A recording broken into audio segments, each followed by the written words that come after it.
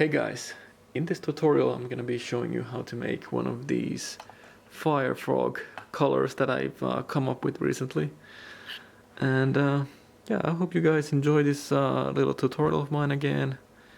And yeah, let's do this. Alright, let's get started with our firefrog. So the first thing I do, I'm gonna apply some black on the scales, which are carved onto my glide base. And this is basically just to highlight them later on. It gives a nice little added bonus detail while you do it like this, and I'm sure there's been a couple of guys who have been wondering how I do that on my base. And of course you can use other kinds of opaque colors as well. Just make sure that they're quite dark so that they actually do pop up later on when you actually start laying the base paint layers on the lure. And I basically just make sure that I paint all of the crevices that are in my scales here. Okay, let's continue. And basically what I'm gonna be doing next is I'm gonna be priming the scales and pretty much everything I painted black with white. And you kind of have to do this every time if you're gonna be using brighter colors like I tend to use on this particular paint job. And I'm basically painting it from roughly 45 to 30 degree angle so that I get this cool shading effect on the backside of the scales and everything I painted. It probably would be a good idea to also have the lure on a stationary platform and not on your hands like I do.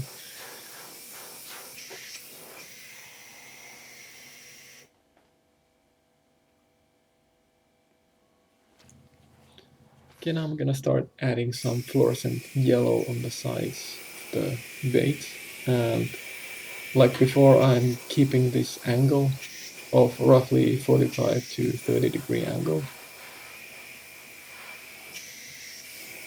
so that I keep this cool shading effect. It's gonna be much more effective looking if you try to keep all of the paint out of the black spots on the backside of the scales and everything that you painted. It's gonna pop up more, basically what I'm trying to say.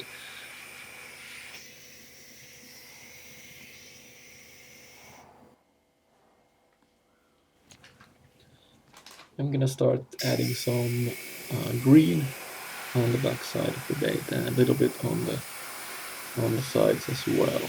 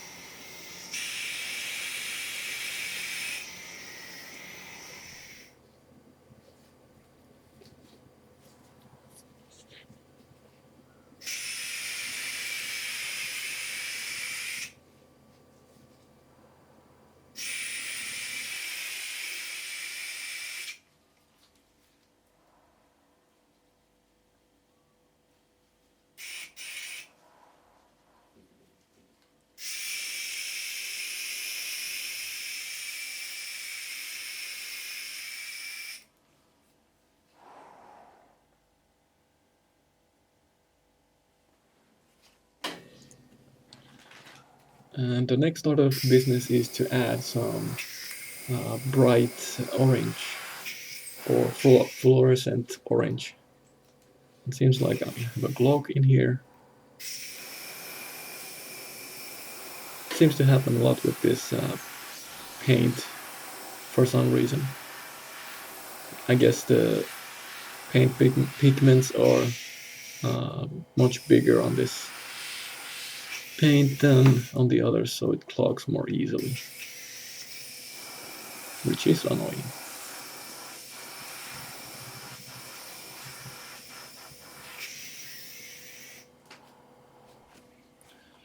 And I decided to give the bait a little bit more flair, so I decided to add a little bit of blue on the cheeks of the bait.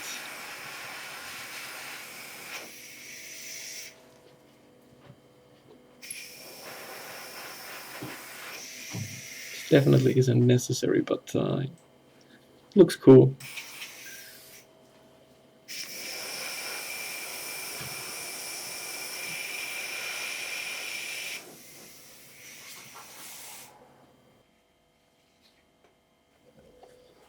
Alright, it's time to start and play with stencils again, and basically always tend to start from the head and then just work my way back to the tail.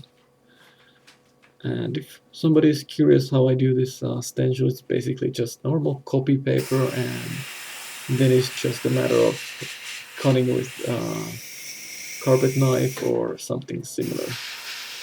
I mean, yeah, it takes some time to do something like this, but I think it's gonna be worth it, as you guys are gonna be seeing soon.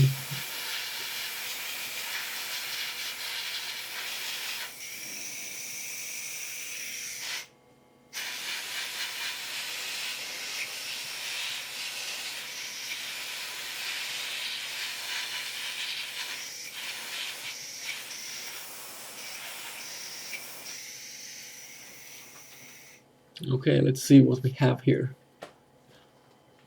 Oh yeah, that looks pretty cool. I'd hit that if I was a pike. And lastly, I'm gonna be touching off the fins with some red. And again, I'm gonna be airbrushing it from an angle so that it doesn't look uh, too crude, so that it has this spreading out effect. And hope you guys enjoyed this little tutorial of mine again, and I'll see you guys next time.